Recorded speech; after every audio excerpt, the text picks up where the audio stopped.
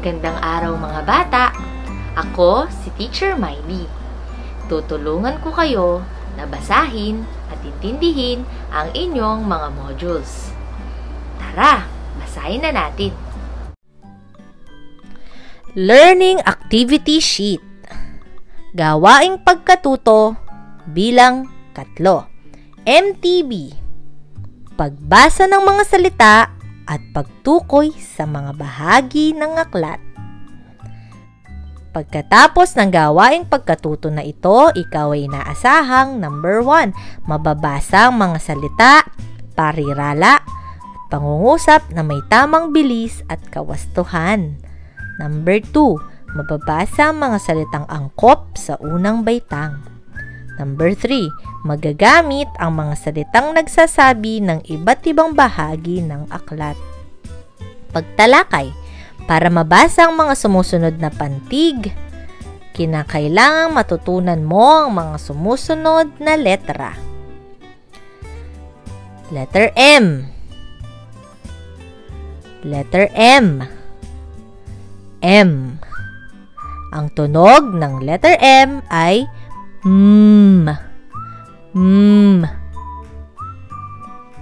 Letter S. Letter S. Ang tunog ng letter S ay S.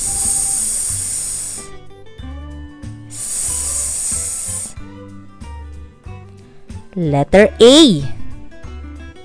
Letter A. Ang tunog ng letter A ay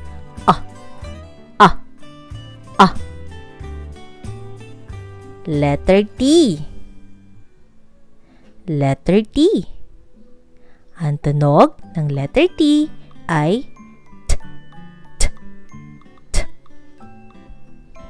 Letter O. Letter O. Ang tunog ng letter O ay O. O. Upang makabuo ng pantig, kailangang pagsamahin ang dalawang letra. Kagaya ng mga halimbawang ito. M at saka A. Ang basa rito ay ma. Ma. M at saka O. Mo. Mo. Mo. S at saka A. Sa. Sa. Sa. S at saka O. So. So. T at saka A. Ta. Ta. Ta. T at saka O. To. To. Ngayon naman, para makabuo ng salita, kailangan mong ipagsama-sama ang mga pantig. 1. Sa ma. Sa ma. Sa sama. Sa sama. Ma sa. Masa. O to. Oto. A ma. Ama. 2. Ta ma. Tama. Ma ta. Mata. Ta sa. Tasa. A so. Aso. O so. Oso. Halika, samahan mo akong bumuo ng parirala. Ano naman ang parirala? Ito ay binubuo ng 2 o higit pang mga salita. Mga halimbawa, 1. Ang aso. Ang aso. 2. Ang ama. Ang ama. Number 3.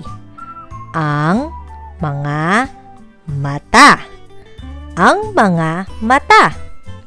Dahil alam mo na ang mga tunog, pantig, salita, at parirala, maaari na tayong bumuo ng pangungusap. Ano naman ang pangungusap? Ito ay mga salitang nagsasaad ng buong diwa.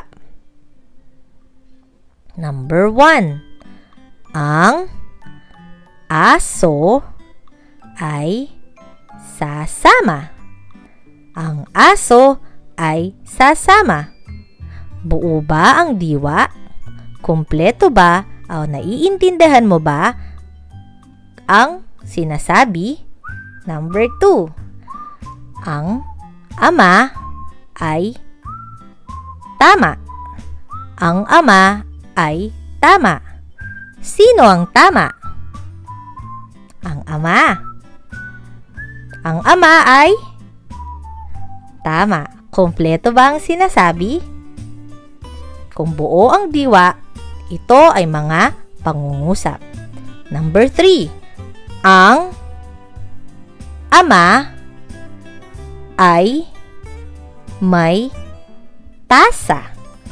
Ang ama ay may tasa. Sino ang may tasa? Ang ama. Ang ama ay may tasa. Kumpleto ba o buo ba ang diwa? Kung oo, ito ay pangungusap. Pagkatapos nating matalakay ang tamang paraan ng pagbasa, kilalanin naman natin ang mga bahagi ng aklat. Letter A, pabalat. Letter B, paunang salita. Letter C, pahina ng pamagat. Letter D, index. Letter E, manunulat at tagaguhit. Mga gawain. Ng gawain, ayusin ang mga pantig ayon sa pangalan ng larawan. Basahin mo ang nabuong salita. Ano ang pangalan ng larawan na ito? Basurahan.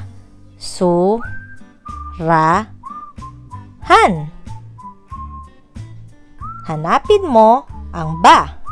Nasaan dito ang ba? Isulat sa patlang. Su. Alin naman ang su? Isulat sa patlang. Ra. Alin naman ang ra? Isulat sa patlang. Han. Isulat sa patlang. Ano ang iyong salitang nabuo? Number 2. Puno. Puno. Alin dito ang pu? Isulat sa patlang. Alin naman dito ang no? Isulat sa patlang. Ano ang nabuong salita? Sapatos. Alin dito ang sa? Isulat sa patlang. Pa. Alin dito ang pa? Isulat sa pangalawang patlang. Tos. Isulat sa panghuling patlang. Anong salita ang nabuo? Lapis. Alin dito ang la? Isulat sa patlang. Peace. Isulat sa patlang. Anong salita ang nabuo? Basahin mo. Kaibigan. Kaibigan. Alin dito ang ka? Ka. Isulat sa unang patlang. I. Alin dito ang i? Isulat sa patlang. B. B. Alin dito ang B? Sulat sa patlang. Gan. Isulat sa patlang. Anong salita ang nabuo? Basahin mo nga. Kalawang gawain. Bumuo ng mga salita gamit ang mga pantig na nasa kahon. Isulat ang sagot sa patlang. Basahin ang iyong sagot.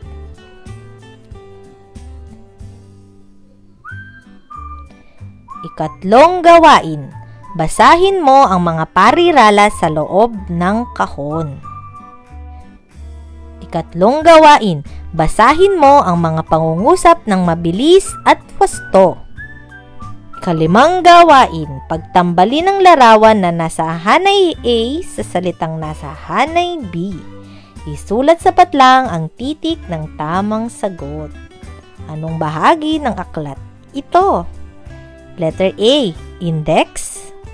B, pabalat. C, pahina ng pamagat. D, paunang salita. O E, tagaguhit o manunulat. Number 2, anong bahagi ng aklat ito? A, index. B, pabalat. C, pahina ng pamagat. D, paunang salita. D, tagaguhit o manunulat.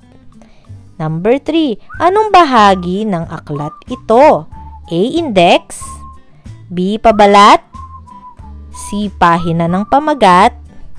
D, paunang salita. E, tagaguhit o manunulat. Number 4, anong bahagi ng aklat ito? A, index. B, pabalat. C, pahina ng pamagat. D, paunang salita. E, tagaguhit o manunulat. Number 5, anong bahagi ng aklat ito? A, index. B, pabalat. C, pahina ng pamagat. D, paunang salita. E, tagaguhit o manunulat. Pagsusulit, ayusin ang mga salita o parirala upang makabuo ng pangungusap. Isulat mo ang tamang sagot sa patlang. Number 1. Masaya ko ay ang pamilya. Number 2. Manipis ang aklat ko ay. Number 3. Laso ko ang ay pula kulay. Number 4. Ang mesa malaki ay. Number 5. Pusa ay mataba ang. Ayusin ang mga salita upang makabuo ng pangungusap. Pangwakas, sagutin ang mga sumusunod na tanong na naging karanasan sa simula ng iyong pagbabasa. Number 1. Anong naramdaman mo ngayong ikaw ay nakakabasa na? Number 2. Ano ang maaari nating gawin upang umunlad ang ating pagbasa? Number 3. Mahalaga bang matutong magbasa ang isang batang katulad mo? Nakuha niyo ba ang araling ito, mga bata? Sa susunod naman, ako ulit si Teacher Maidi. Paalam!